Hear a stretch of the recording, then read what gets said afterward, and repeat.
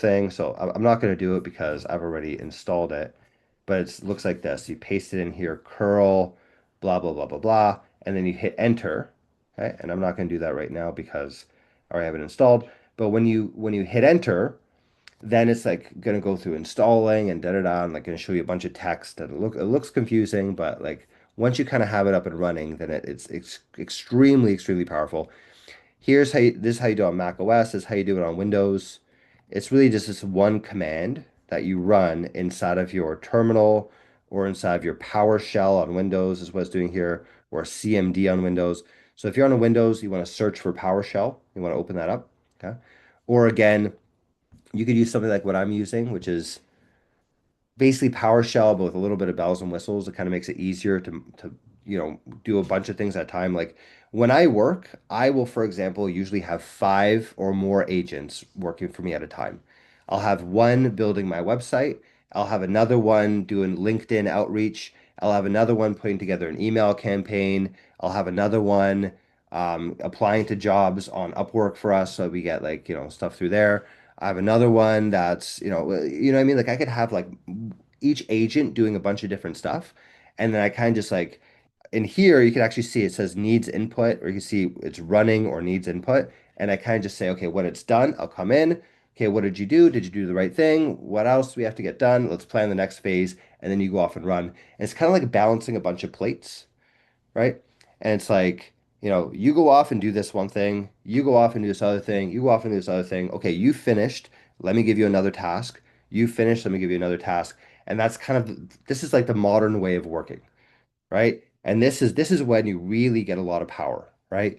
Because you can't really do this in a VS Code. You can't really do this in a cursor that only really lets you do one thing at a time. Whereas in here, I can build five websites at the same time, right? Like let's say, for example, here. I have Claude Code all installed. Once you've installed it, now all I do is just go into my terminal or whatever. I'll type in Claude, yeah, and that starts up Claude Code. This is Claude Code now, right? And let's say I can get this thing, and I'll say, create me a website for monitoring stock trends. Create a new folder inside the development folder for this and create a stock monitoring website. Okay, and I'll get it to do that. And then at the same time, I could open up another one. Okay. Please research what are some of the best stocks for me to invest in right now. Actually go searching a bunch of websites and tell me what you think is a good purchase for me for in terms of stocks. I'll open up another one. I'll say, Claude, make me a website for me to be able to really analyze Palantir. Make a whole website just around Palantir and analyzing exactly how they're doing. Please make a new folder inside of my development folder to do that. I can get another one. I'll go take a look at my marketing manager project and understand how to go into LinkedIn and tell me about the progress of what's happening on LinkedIn and who I need to reach out to. Actually, open up the browser with Playwright or with Chrome and tell me what's going on in my LinkedIn. Now I have four of them running at the same time, and I can switch between them. Right? Here's my stock website. Here's my research. Here's my Palantir website that's making, and here's my LinkedIn. And I have all So the four running at model, sorry, is a model on your computer now, and taken over kind of everything. Well, it takes over your computer, right? So you put the model on your computer, and it's really taking over, and you're just really dictating, and it's really going to the web, going to the net, and doing everything for you. correct. Yeah. Because now Wow. I've taken off the shackles, right? Now, Yeah. and there's a little bit more to that, and we could get into this. How you give it access to your browser, and there are things like that, like depending on what you want to do, like browser access, you need to install something called Playwright, for example, or the Chrome extension for Cloud Code, and that'll give it browser access, right? And then if you want to give it access to your computer, I haven't done it yet. This is a new thing that they introduced, so I haven't really played with it too much, but there's some way that you can give it access to like literally click on things on your computer and like literally open up things and do whatever, like basically like you would, right?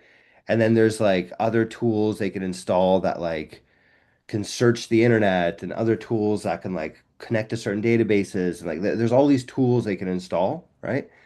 But fundamentally, this thing is able to control my computer to an extent that is impossible with an anti-gravity because anti-gravity just is not built for that, right? So same model, right? I could literally use here, I could use Claude Opus 6, 4.6, right? I could do the same thing inside of anti-gravity, okay? But the one inside of Claude Code is going to be able to do more stuff. It's going to work faster. It's going to be smarter for the most part than running inside of anti-gravity. And on top of that, I'm now able to run multiple at a time, right? This is the way that I actually work personally, right? I'll run 5 or 6 or 10 of these at a time, depending on what I'm doing. And I just wait until they're done. Like this one says here, idle. Okay. Now I could come back here and it's saying, okay, so it told me, okay, here's a comprehensive summary of what I found across multiple financial sources. Standard disclaimer, I'm not a financial advisor. Cool. AI and semiconductor, NVIDIA, Broadcom, Micron. I own almost all of these, right? And then big tech, Amazon, Microsoft, Google. I mean, who doesn't own those? CrowdStrike is another big one in cybersecurity. Right, so it went off and did that research for me. And what I could actually even do at this point, I could hook it up to our BotSpot MCP, which we're not going to talk about today because I think a little too far into things. But I could actually hook this up to BotSpot and I could actually get it to start trading this stuff for me. I could link it to my broker and actually start trading these stocks and build a strategy around it, back test it and run it. And I mean, I could do that directly from here, right? And this is one of my agents that I'm using right now, right? The other ones are still doing other stuff. Create stock trend monitoring website. There it is. Here's a new website built for me. One out of my 4 agents. Right? There it is. So Rob, can I go back to your bot spot? So from here, it's gonna go to the browser, right? So if I was gonna do that bots, what you're seeing the bot spot, it's gonna go in, take control of the browser, log into my bot spot account, right? No? No.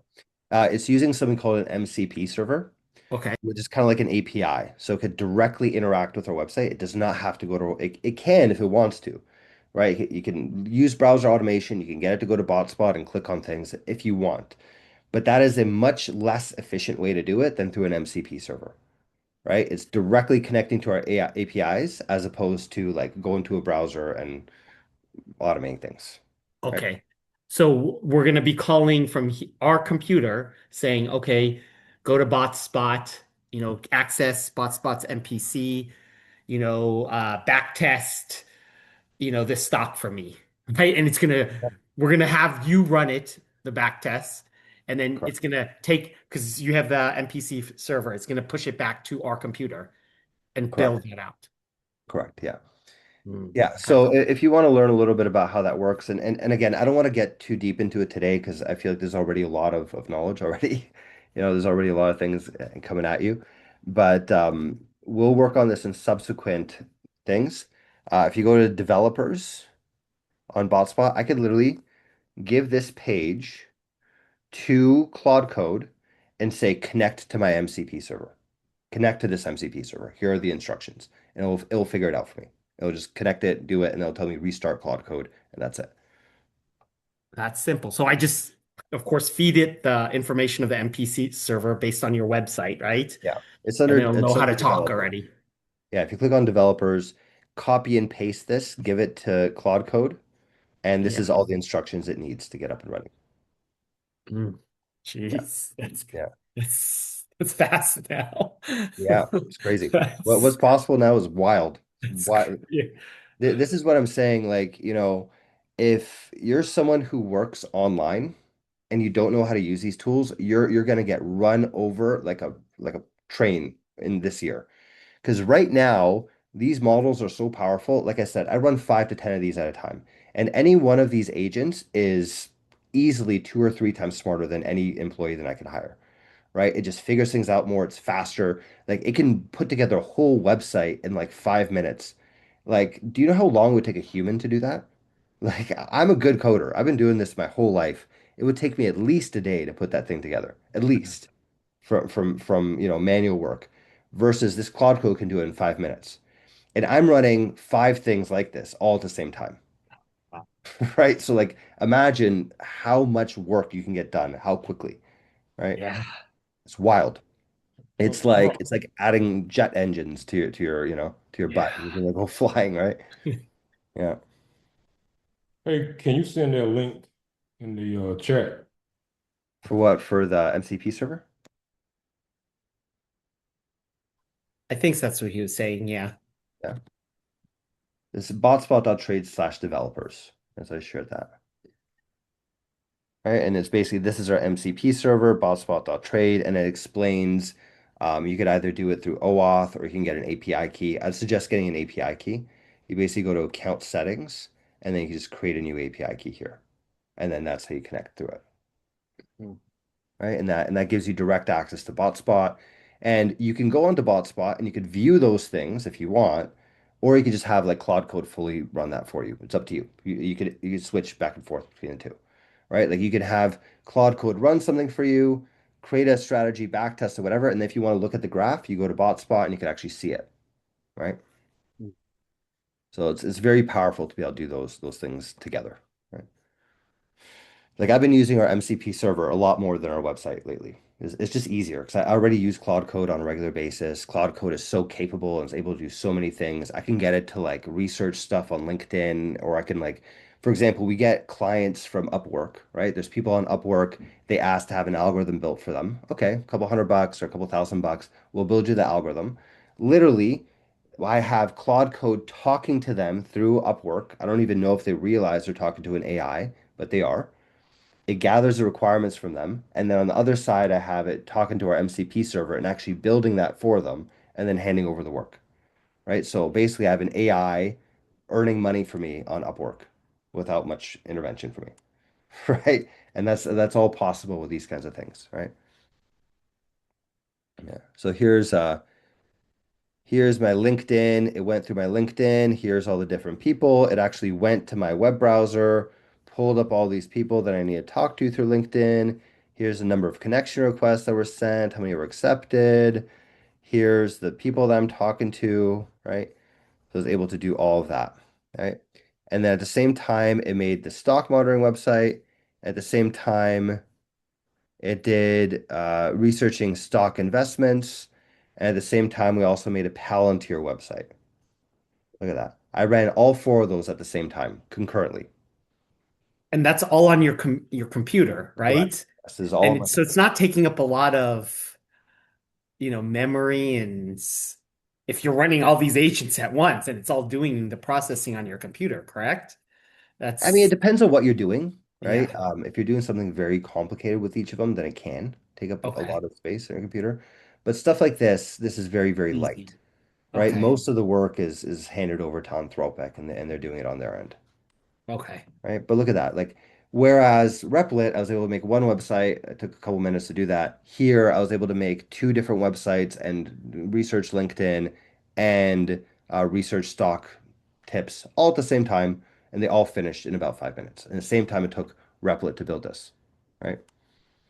This Oh. profitability journey, this margins, it's crazy. Like, this is like a whole website just built around analyzing Palantir, right? This is crazy advanced, actually. Like, look at this. PE ratios, ontology layer, data integration. Like, what the hell is even all this? This is wild, right? Like, I built this website. Basically, I told it one sentence, maybe two sentences, right? Make me a website to analyze Palantir, yada, yada, yada. And it went off and did that. And then I have four of them running concurrently all at the same time, right? So you see how like that takes the shackles off, right? Because a VS Code only allows you to run one at a time, right? Yeah. And it doesn't have browser automation, right? And it's missing, a whole bunch of other things. Whereas this now, let it run free, right? Which obviously comes with risks, right? And we could talk about the risks involved in this as well, because there definitely are risks. Like I've said, I've had to delete databases, I've had to do all sorts of crazy stuff. So there's definitely some ways to manage the risks around it. You want to be very careful about permissions and stuff like that. But generally speaking, this is so much more powerful than what we have. Yes, it is a bit of a pain in the ass to set it up, right? You have to go through and you have to install CLI and you have to do this inside of a terminal. And who wants to work in DOS? Like every time, like I actually do work like this. I'll sometimes go to the local bar because I want to get the hell out of the house and like I'll grab a pizza and like do some work. And people look at my screen, they're like, "What the heck are you doing?" You're like in the Matrix. And it's like it kind of looks like that, right? If you're not used to what it's saying, but so yeah, it is harder to understand at least at first. But once you've learned to use this thing, now you could run 10 of these things at a time and you could do all sorts of crazy stuff, right? You could have one working on your website, you could have another one doing research for you, you could have another one working on a second website, you could have another one working on a trading bot, you could have another one working on a second trading bot, you could have six of them all going at the same time, right? And that's the way that I work, right? That is my day to day. That's how I work. So can you look at the code the same way you can see the code in a VS Code to see No, did in the background? no, no. Or you cannot. So you would have to use a VS Code to look at the actual files, Right. and then the agent itself is living in terminal or something like that. So the files, are they on your machine? Yeah. Okay. All right. Yeah. So what I'll typically do is, and you'll see this is how I have it on my computer. I have a VS Code open, and this is where all my files are, and I can see what all the files are doing, right? I could click into them and okay, oh, okay, I see what you built and I see what you're doing here, and I can modify them manually. And then I have Claude Code running inside of terminal that's actually building all this stuff, right? So I'm not using Claude Code for the file aspect of it. I'm using VS Code or anti-gravity or something like that to view the files, but then the actual work is being done in Claude Code. Okay. It makes a lot more sense now. Yeah, cool, awesome. Any other questions around that? I know that's a lot of information coming at you real fast. Yes, I have another question. So you may have talked about this when you mentioned the was it the MCP server or the Hmm. how do you deploy? Let's say you want to deploy that Cloud Code, their website that you built onto a hosting server. Let's say if you want to host it on DigitalOcean, could you do that? How would I deploy this to DigitalOcean? Don't actually do it yet. Just tell me how I do it. Just ask, right? It'll do the research for you. It'll tell you exactly what to do. In the case of DigitalOcean, they have a CLI that you can install on your computer, and I have a feeling that Claude Code is going to explain that to me in a second and say you can install the CLI, whatever, and it could like fully manage that process for you, right? Like with AWS, it manages my AWS for me. I almost never go to the AWS website anymore. Like Dang. install the CLI and it just does everything, you know? Because I remember I used to have to manually deploy these applications like in DigitalOcean. So Mhm. now it can just be automated. Just tell it, I can just give it all of my access keys or whatever, and then it could do it for me. Yeah, exactly. And sometimes you have to push it to do that because a lot of time, like I argue with AI about this all the time. It tells me, you go this, you go do this, you go do this, you click on this, you go to this website. And I'll say, sorry, that's not my job. That is your job. You need to figure out how to do this. You know what I mean? And we'll figure it out, right? So here it says, okay, here's DigitalOcean. You could use app platform, you could use spaces, you could use droplet, which is true. That's all very true. Okay, but that's not what I'm asking. I'm asking, how would you go about doing this? I don't want to go to any of these or click on any of the websites. How would you do this and install this for me? What's the game plan for that? Right, it'll go off and it'll think. And I think what it will say is you have to use the DigitalOcean CLI. If it's not installed, here's how you install it, right? And then it'll get you to log in and blah, blah, blah. That's exactly what it is. So install the DigitalOcean CLI, exactly. Initialize a Git repo, deploy through app platform, right? And it'll walk you through all of that, right? This thing is so capable that you just ask it, how do I do this? It'll just do it for you, right? But I do think it is important to push back on it because these models tend to be lazy. And again, what I'll say, this is not my job. I'm not doing this. You do this for me, right? And it'll figure it out, right?